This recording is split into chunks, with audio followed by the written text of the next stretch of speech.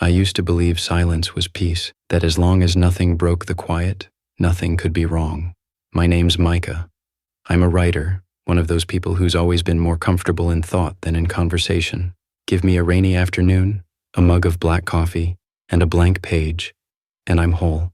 I never needed crowds or applause, just the stillness of my study and the rhythm of my own mind.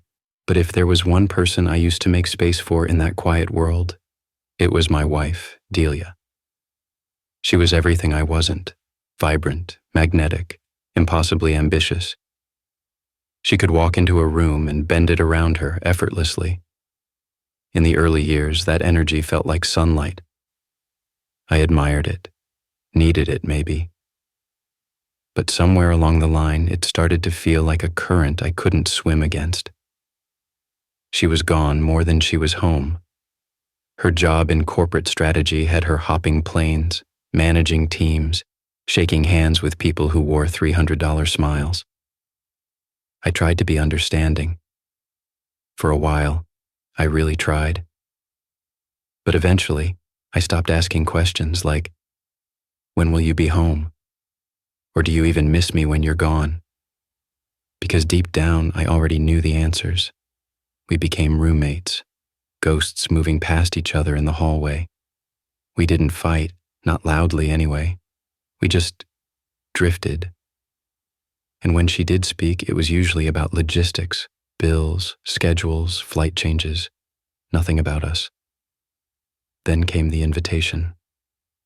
It was a Friday when she mentioned the party, or rather, insisted I attend. Some fancy networking gala her firm was throwing at a downtown hotel. Normally, I would have said no without thinking. That scene wasn't me, never had been. But something in her voice gave me pause. There was this edge to it. Not excitement, not kindness, almost pressure. Like she needed me to be there for some reason she didn't say out loud. Maybe I wanted to believe she was trying, that this was her way of reaching for something we'd lost. So I said yes. I shouldn't have. The ballroom was a cathedral of power. Marble floors, crystal chandeliers, a jazz trio playing too softly to enjoy. The air smelled like cologne and expensive disappointment.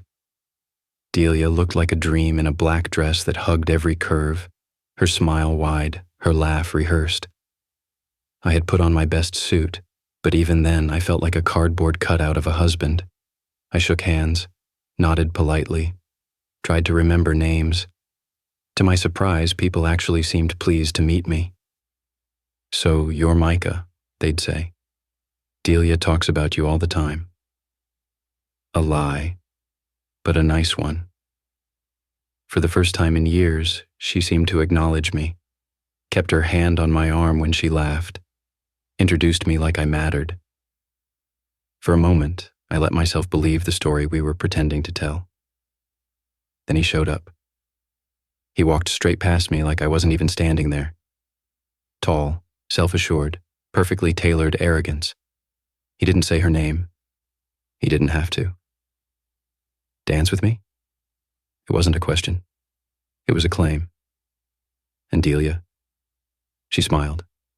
Not awkwardly, not hesitantly, like she'd been waiting for it.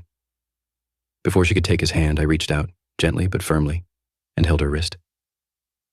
"You're not going with him." My voice was calm. Too calm. The man, later I'd learn his name was Carter, finally acknowledged me. Barely. He glanced my way like I was a waiter who'd brought the wrong drink. I looked him straight in the eyes. "If you want to dance with my wife, ask me first, or don't bother." That should have been it. That should have been enough. But Delia's face hardened. Her lips curled into something cold. "What the hell is wrong with you?" she hissed, yanking her arm away. "You're making a scene." She didn't even look at me after that. Just walked away. With him. Right in front of everyone. Like I wasn't even real. I didn't follow. I didn't shout. I just stood there, watching her disappear into the crowd. hand in hand with another man. That was the moment something broke in me. Not anger, not sadness, just clarity. She came home late that night. I was sitting in the living room, the lights off except for the soft glow of a desk lamp. When she walked in, arms crossed like a prosecutor preparing her case, I didn't say a word. She didn't apologize, didn't even hesitate. "You humiliated me," she snapped. "You left me to deal with the fallout. Do you know how unprofessional that made me look?" I just stared at her. Not because I was shocked, but because I realized with total certainty that she didn't respect me. Hadn't for a long time. And that was the death knell of everything we'd ever been. The argument was pointless. The marriage was over before that night even began. But there was one thing I hadn't let go of yet. Carter. Now, I'm not a man of revenge. I'm not built for theatrics or grand takedowns, but I am a man of patience. And when someone looks you in the eye and calls you weak, sometimes the best answer isn't a punch. It's proof. I didn't rage. I observed. I waited. And when the moment was right, I made sure everything he'd built came crashing down, quietly, thoroughly, and without warning. Delia? She lost the mask she wore so well. The people who once praised her couldn't look her in the eye anymore. The fallout was quiet, but complete. She got to keep her pride, but not much else. And me? I walked away with my dignity intact.